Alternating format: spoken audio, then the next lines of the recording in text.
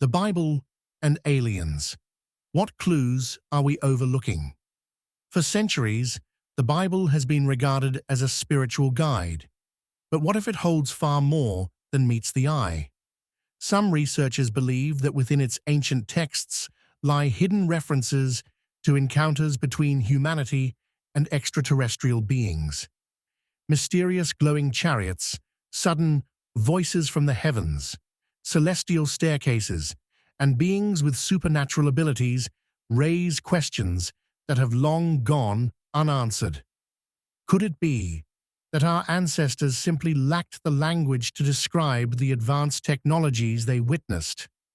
If we entertain the possibility that some biblical events actually depict interactions with extraterrestrial civilizations, how would that reshape our understanding of history? Make sure to subscribe to our channel and give this video a like. This helps the YouTube algorithm promote our videos. Thank you so much. And now we continue our story.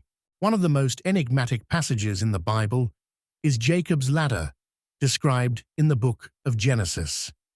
According to the account, Jacob had a dream in which he saw a staircase extending from earth to the heavens, with angels ascending and descending.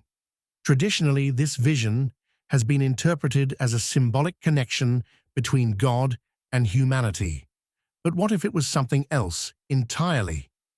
Some theorists suggest that the ladder was not a metaphor, but rather a technological construct, perhaps a portal or even a transport device designed for movement between dimensions.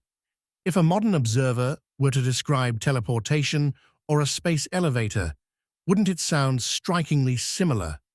Why did this ladder specifically connect Earth and the sky? Could this be a hidden reference to an ancient encounter with advanced beings? Even more intriguing is the mention of chariots of the Lord in the Old Testament. One of the most famous accounts comes from the vision of the prophet Ezekiel. In the first chapter of his book, he describes an extraordinary sight: a great whirlwind descending from the sky, containing strange, luminous objects surrounded by rotating wheels. These wheels had an inner radiance, and they moved in all directions without turning.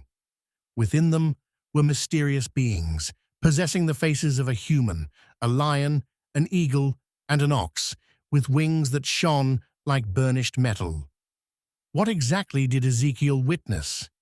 In his time, people had no concept of machines or flying vehicles, so he could only describe them using the vocabulary available to him: chariots. But if we reinterpret this passage from a modern perspective, it becomes a strikingly detailed account of a UFO encounter. The wheels that moved without turning, the fire emanating from the center, the intelligent beings controlling the craft. These elements align closely with descriptions of advanced flying technology. The crucial question remains: was this an accidental sighting or an intentional contact? The Bible contains numerous other enigmatic passages that could be reinterpreted through this lens. In the book of Exodus, Moses repeatedly interacts with a pillar of fire that guides his people through the desert. This phenomenon had remarkable properties. It glowed at night, moved through the sky, changed direction at will, and then mysteriously disappeared. Was Moses witnessing divine intervention, or could he have been observing an airborne craft utilizing unknown technology? Even the New Testament contains strange and compelling moments. The transfiguration of Jesus, where his appearance suddenly changed and he became enveloped in a radiant cloud, bears resemblance to modern UFO encounters, where witnesses describe being surrounded by an intense, otherworldly glow. And what about Christ's ascension, where he was taken up into the clouds and disappeared from sight? If described today, wouldn't this sound like a being retrieved by an advanced aerial vehicle? Skeptics argue that these descriptions are purely metaphorical and have no connection to extraterrestrial beings. But if that is true, why do similar stories exist in ancient cultures completely disconnected from biblical traditions? The Sumerians wrote of gods who descended from the skies in flying machines. The ancient Indian Vedas describe Vimanas, celestial chariots with immense power and destructive capabilities. The Hopi Native Americans tell of sky teachers who once descended to Earth, imparted wisdom to humanity, and then mysteriously vanished. Could it be that ancient people really witnessed something beyond their understanding and simply documented it in the only way they could?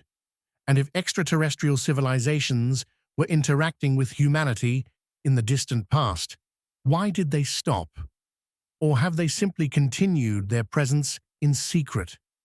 If this theory holds any truth, the Bible may not just be a religious document, but also a historical record of one of the most astonishing events in human history: contact with an advanced extraterrestrial intelligence. Perhaps the answer has been in front of us all along, but we simply never knew how to read it.